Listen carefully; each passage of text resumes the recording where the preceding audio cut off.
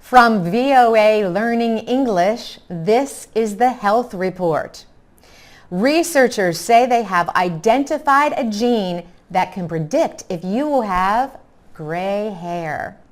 The gene IRF4 was found and studied from the genetic codes of more than 6,300 people from Brazil, Colombia, Chile, Mexico, and Peru. The group included people of mixed European, Native American, and African ancestries. The IRF4 gene controls melanin production, which is responsible for the color of hair, skin, and eyes.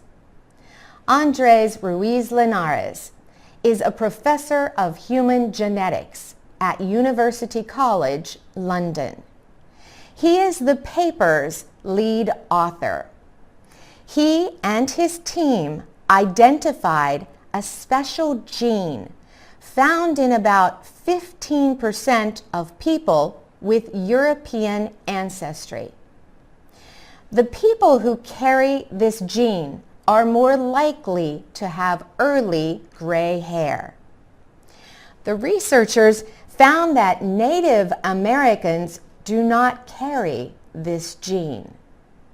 The researchers say that gray hair is not influenced just by genetics. Stress or a terrible event can also contribute to a gray head of hair. The researchers say this study could be helpful to developers of hair care products. It could lead to treatments that may prevent or reverse the process that turns hair gray. The study also identified genes for other hair qualities. These included curly hair, beard, and eyebrow thickness. Ruiz Linares says linking genes to hair qualities is important. He says it could lead to better analysis of genetic information collected at crime scenes. The journal Nature Communications published the study. For VOA Learning English, I'm Carolyn Presutti. From VOA Learning English, this is the Economics Report. China will not ease government control over the stock market, said a new top securities official. Those controls include how stocks are offered for public sale. Government control over first-time stock offerings, known as initial public offerings or IPOs, will continue. Government-supported trading will also continue.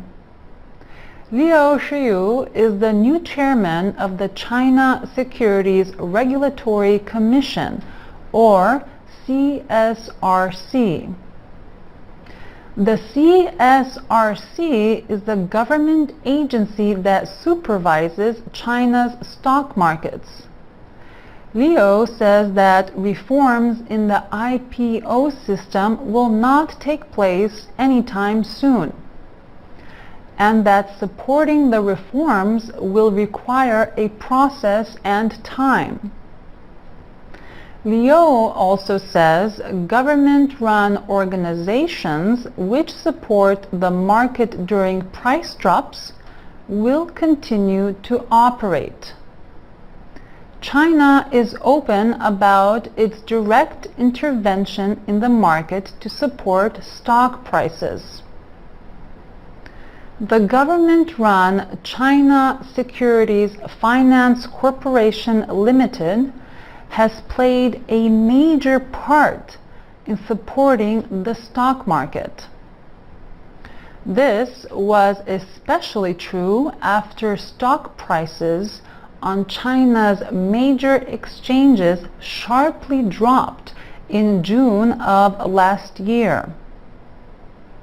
The fund reportedly has invested in almost 600 publicly traded companies.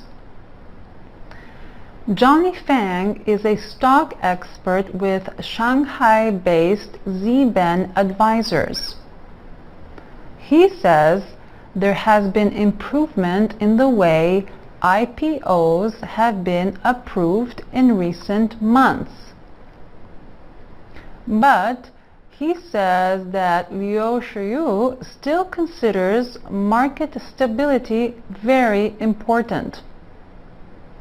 For VOA Learning English, I'm Lucia Malanig.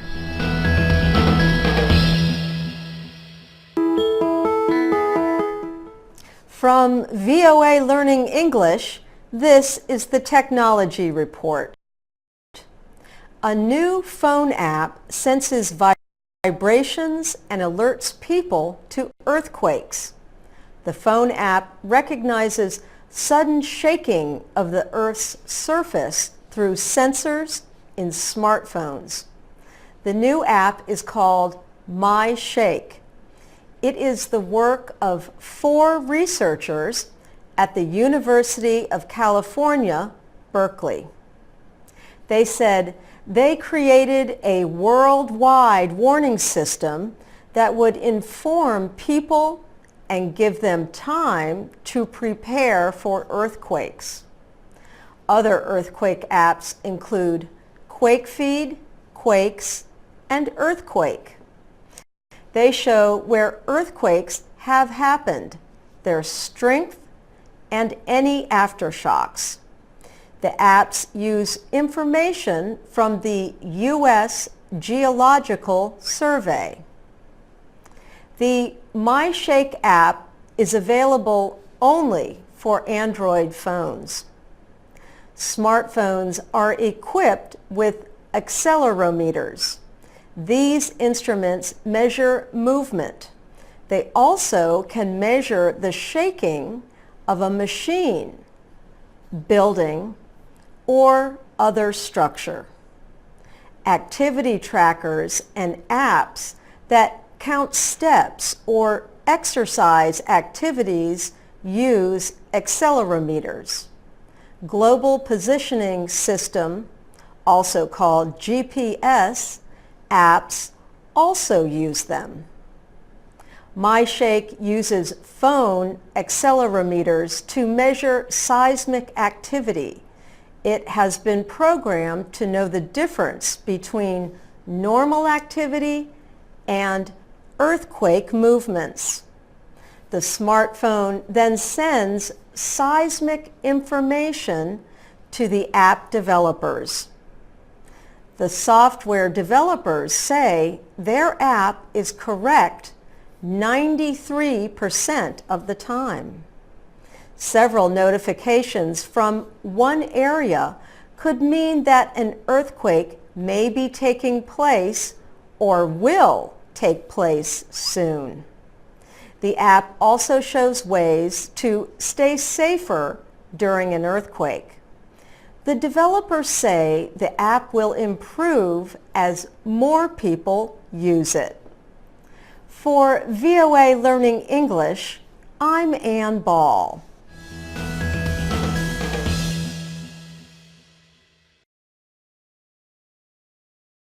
From VOA Learning English, this is the Health Report. Ancient people knew that some kinds of clay had healing qualities. They put clay on their skin to cover wounds. They also used the natural rock or soil material to treat stomach problems. Now, American researchers may have discovered how some clays work as a medicine that could fight some infections. Blue clays are found in volcanic areas of the world. Linda Williams is a clay and mineral scientist at Arizona State University in Tempe. She and her research team found the clay was effective against some pathogens. Pathogens are bacteria and viruses that cause disease. In laboratory tests, they saw how a blue-colored clay is effective against MRSA. MRSA is a sometimes deadly bacterial infection that does not respond to antibiotics. The clay was also effective in treating Buruli ulcer, a skin disease found in the Ivory Coast. Here is how the blue clay works against bacteria. The clay contains iron and aluminum, and these minerals work together. Linda Williams says aluminum lets iron flood into the harmful bacteria. The iron oxidizes or mixes with oxygen and then kills the bacteria. Williams says she hopes the study will interest drug companies that want to explore the healing properties of blue clays. The National Science Foundation provided financial support for the study. Williams and her team reported their findings in the journal Nature Scientific Reports. For VOA Learning English, I'm Peter Musto. From VOA Learning English, this is the Education Report. The Philadelphia Refugee Mental Health Collaborative is in the American state of Pennsylvania.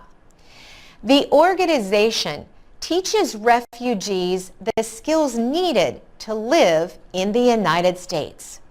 Melissa Fogg is the group's program manager.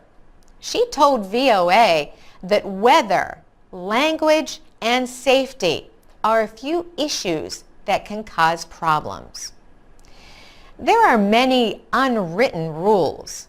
Unwritten rules are behaviors that no one talks about, but that most people understand. Fogg and VOA Learning English worked together to create a list of 5 important issues a new arrival to the U.S. should know about. The first one is to be on time. In the U.S., being on time is a sign of respect. If you are late by more than a few minutes, people will take your lateness as an insult. Number 2, tip in some situations. A tip is extra money. You should tip restaurant servers, taxi drivers, people who cut hair, and some hotel workers. A tip is between 15 and 20% of the value of the service. Number 3, be careful what you say. It is best to listen to people share their opinions first and then decide about sharing your own. Do not ask about someone's financial or marital situations. But if a person offers you this information, it is permitted. Number 4, be aware of personal space. People in the U.S. feel uneasy when a stranger stands too close to them. Take one step back. When meeting someone for the first time, hold out your hand. And the last one is to have respect for others. This includes waiting in line for your turn. Fogg said, it takes time and work, but most new arrivals can feel like they belong. For VOA Learning English, I'm Carolyn Presutti.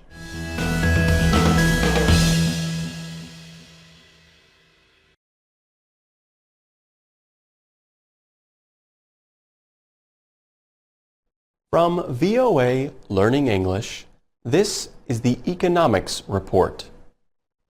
The European Union is not likely to cancel trade barriers on China this year. The European Union is worried that Chinese exports will lead to job loss in member nations. That is what the EU Chamber of Commerce in Beijing said in a recent report. The European Union is China's biggest trade partner. Last month, workers representing trade unions in 17 countries demonstrated in Brussels. Some carried signs that read, "Say no to MES for China." MES means market economy status. The unions blame both China and Russia for creating job losses. Job growth in Europe has been slow. Jörg Wuttke is president of the EU Chamber of Commerce in China. He says unrest is making it extremely difficult for European politicians to support China's request for being granted the status of a market economy. If it is granted, the move would reduce trade barriers and make it easier for Chinese exports to flow to Europe. Critics warn that MES for China could lead to the dumping of goods at unfairly low prices. In trade, dumping is defined as selling a product in a foreign country at below its price at home. But the EU has introduced anti-dumping cases that can block the flow of Chinese goods. According to the EU Chamber of Commerce, all except one of China's industries were suffering from extremely low demand for the amount of goods they can produce. Chinese companies have tried to export surplus steel, which has pushed down global prices. For VOA Learning English, I'm Peter Musto. From VOA Learning English, this is the Science Report. American and European scientists have new equipment to watch the world's oceans. The Jason 3 satellite launched in January. It is designed to record rising sea levels. Scientists say satellite information recorded over the last 20 years shows sea levels rising fast. They say the fast rising seas are an indicator of climate change. Josh Willis is the lead project scientist for the operation at NASA. He says the Jason 3 satellite collects information using radar. He explains that satellite records have been kept for only about 25 years, but measurements of how the oceans have been changing go back thousands of years. He says the past 2,000 years have been stable in terms of sea level and the Earth's temperature.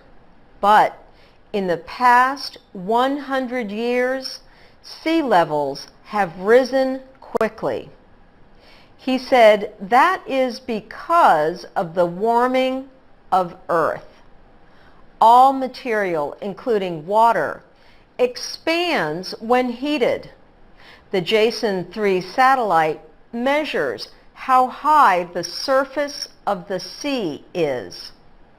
This permits scientists to estimate how much extra heat is stored in the ocean.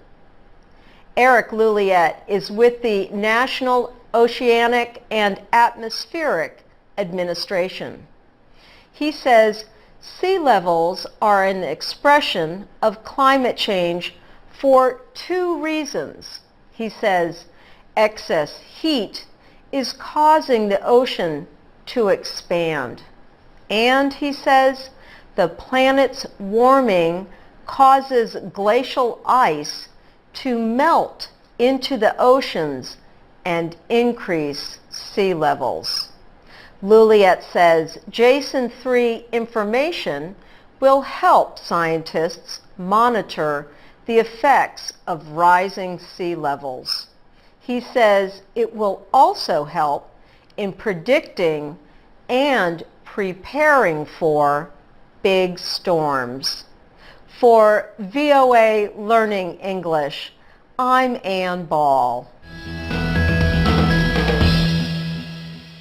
For VOA Learning English, this is the Technology Report. Scientists say they have found evidence of a giant planet in the solar system. It is very far away from Earth. The possible new planet, called Planet 9, is about 10 times the size of Earth. If scientists are right, this would be the 9th planet in our solar system. Pluto had been considered the 9th planet until 2006, when it was renamed a dwarf planet. Konstantin Batygin and Mike Brown made the Planet 9 discovery. The scientists are with the California Institute of Technology, or Caltech. They used mathematical modeling and computer programs to find the planet. Batygin and Brown published their findings in the Astronomical Journal. They said Planet 9 travels a strange orbit in the solar system. They said it would take the planet 10,000 to 20,000 years to make one full orbit around the sun. Confirmation of a 9th planet would be very big news. Mike Brown said that there have only been 2 true planets discovered since ancient times, and this would be a 3rd. The researchers did not get a picture of Planet 9 yet, but they said they are using the biggest and best telescopes on Earth to find it. They want to discover more about Planet 9's orbit and its impact on the outer part of our solar system. Robert Massey is with the Royal Astronomical Society in London. He told the news agency, AFP, that planets have been predicted before and then were not found. But he said the work of these researchers is definitely worth following up, even though at the moment it is still just a prediction. For VOA Learning English, I'm Anna Mateo. For VOA Learning English, this is the health report. When you are sick with a cold or the flu, you may have a runny nose. Why is it called a runny nose? It is because a substance called mucus flows and drips from it. Just hearing the word is enough to make some people uneasy. But science tells us mucus is our friend. New research finds there are health benefits from mucus and viruses. Our bodies can produce more than a liter of mucus every day. Jeremy Barr is a professor at San Diego State University. He says that mucus is where all of your good bacteria lives and grows. When you have a virus, it can cause many illnesses. Barr and his fellow researchers studied a virus called phage. He says this virus, when mixed with mucus cells in the body, can help protect against bacteria. He also says that phages are a special kind of virus. They only infect and kill bacteria.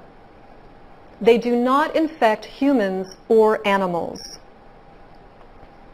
His research shows that the phages stick to mucus layers all throughout your body. By staying there, they work to protect and control the bacteria that can live in your mucus layers.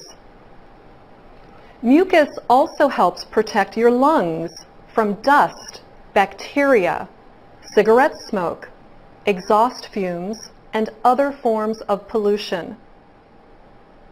Jeremy Barr says he hopes the research will help start new fields of phage research. They might even prevent food-related bacteria outbreaks like E. coli. So the next time you have a cold, remember your mucus, along with the phage virus, is hard at work. Together, they can block harmful bacteria and keep you healthy. For VOA Learning English, I'm Anna Mateo. From VOA Learning English, this is the Education Report. A new study says electronic toys are not helping babies learn. The study's author is Professor Anna Sosa. She leads the Child Speech and Language Lab at Northern Arizona University. She says, even if companies say their toys are educational, they are not teaching babies. Anna Sosa and her fellow researchers studied babies who were from 10 to 16 months of age. The scientists listened to audio recordings of parents playing with their babies. The children used electronic toys, traditional toys, and books. What they found is that parents talked less with their babies when the babies played with electronic toys. Sosa says that the parents also responded less and used fewer words when their babies used electronic toys. Why is this important? She says research shows that the speed by which children develop language often depends on what they hear from their parents. When the infants played with electronic toys, parents said little to their children. Sosa says parents talked a lot more when their babies played with traditional toys. The parents would describe the toys, name them, and tell about their colors and shapes as the children played.